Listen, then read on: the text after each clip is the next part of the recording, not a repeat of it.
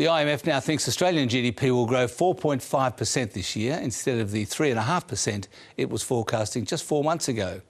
And the forecast for world growth has increased from 4.3 to 6%, which is a record high after last year's 3.3% contraction.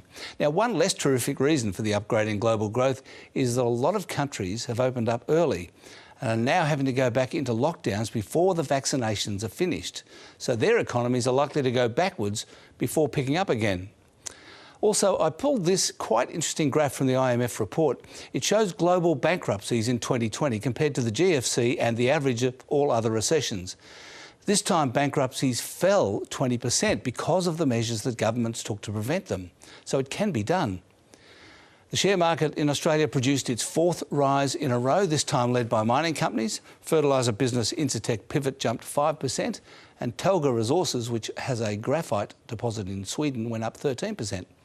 And on the subject of going up, an unlisted online design company called Canva has raised some money at a valuation of $15 billion, which is 3 times what it was worth last June. Global markets didn't do much apart from a quite solid rise in London. Base metals and iron ore did a bit on commodity markets, and the Australian dollar did very little, slipping to 76.4 US cents. And that's finance.